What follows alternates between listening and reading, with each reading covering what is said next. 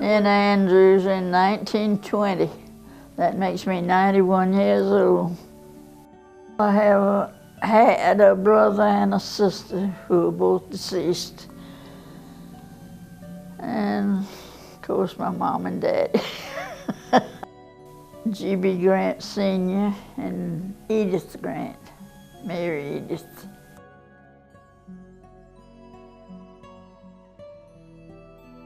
It was a big old two-story house, an awful looking place. And one time during the Depression, we needed a new roof. And my daddy didn't have money but for half of it, and he fixed half of it and left the other half like it was, and I was so embarrassed. But that was the way it was. He wouldn't, if he didn't have it, any money, you didn't have what you needed.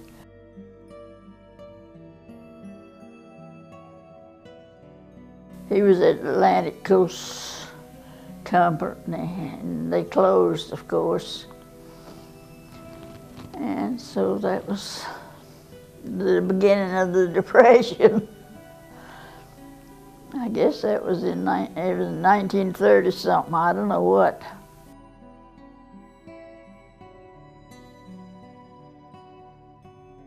Well, he did a little bit of painting here and there and painted signs for people.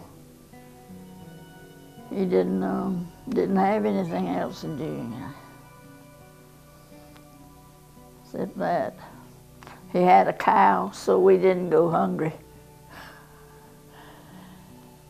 And we used to have people, hobos, coming to the house all the time for something to eat. And Mom would give them bread and fresh butter and a glass of milk.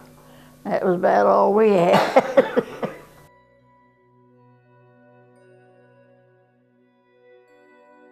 Yeah, the banks are all closed. My brother said that I went there to get the money and they gave me some pennies and I threw it back. Now, I don't remember doing that. But I do know, a friend of mine said her uncle went there with a gun, told him he wanted his money, and they gave it to him, although I don't blame them. It was awful, I know that.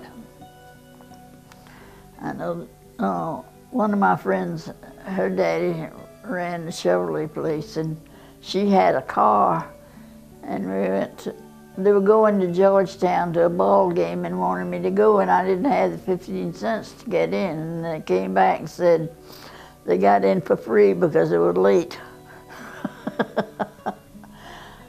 Oh, and there's a lot of things I couldn't do because we didn't have the money. But I enjoyed my childhood. I didn't know it. I didn't know any difference. I thought everybody was like that, and they were.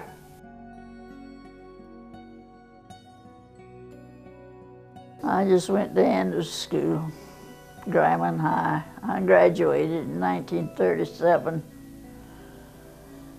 And, I had a good time in school. I didn't study, but I had a good time. I had a course from first grade on up, different teachers. They didn't have just one classroom. I would get into different classrooms.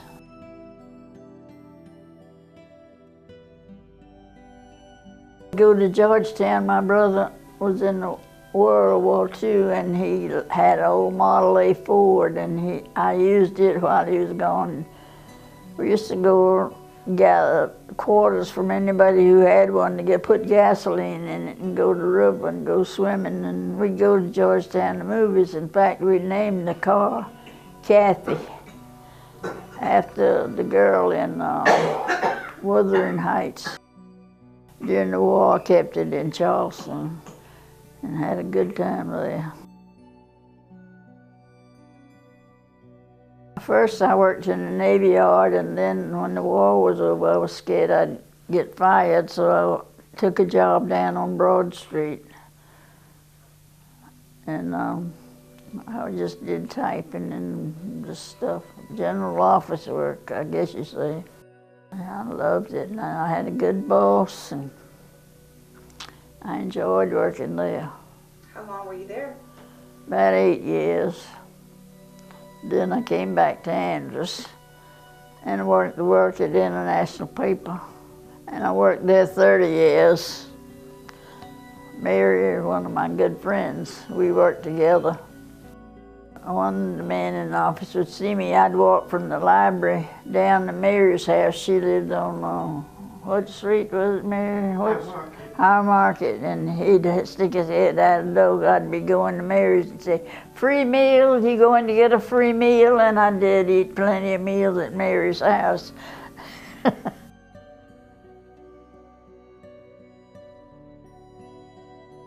I worked up in the supply department, and I enjoyed that work.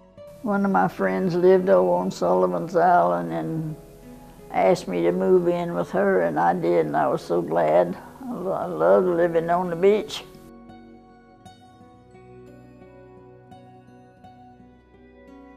One thing, the cars had half the lights on the front had to be blacked out.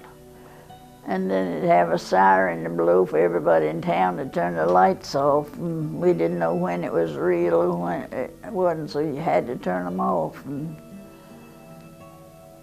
And there's always a lot of soldiers and sailors on the street. And I remember having to ride the bus one day, and I had to go to Georgetown to get the bus to go to Charleston. I couldn't get it in Andrews. I had to go to Georgetown and ride back through Andrews.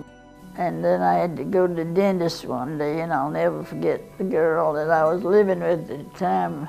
I said, "Well, they're just going to war, and I'm going to the dentist."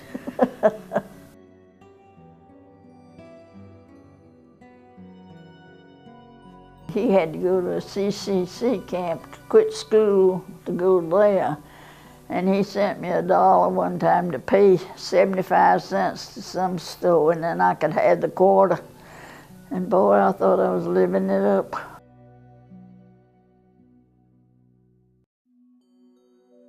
It was down near Monk's Corner somewhere. I don't know. He called it Hellhole Swamp. I don't know. I don't know where it was. Like I say, at the time, I didn't think anything about it. Didn't have sense enough to ask them any questions. They made $25, no, maybe it was $30 a month. They kept 25 and sent, no, they kept 5 and sent 25 home to the families they were supporting.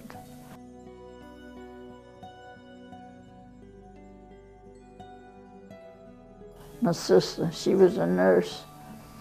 She was in Savannah. She was a registered nurse, and she was real smart. She was valedictorian of her class.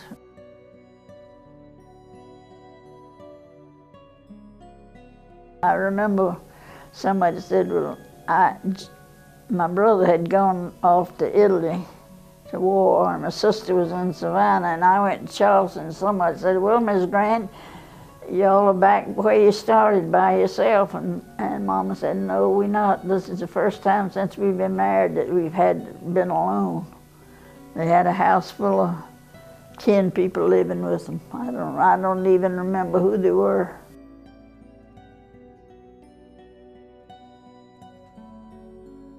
Well, I have my niece that works down at the law office, Ron Talbert's. And I've got several nephews. They don't live in Andrews. Well, one of them does. But I don't have any family now, it's just me.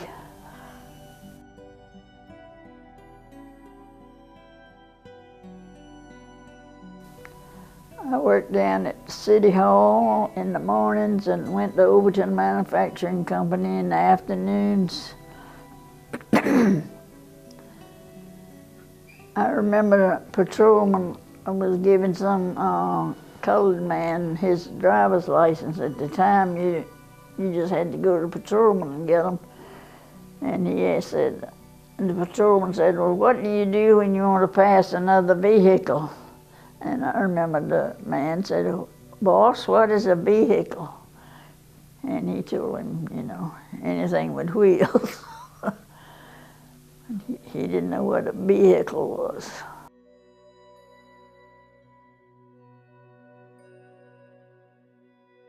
We went to Black River swimming. That's about the only thing we had to do except go to the movies. We'd gather up enough quarters to buy a gallon of gasoline to go to the river.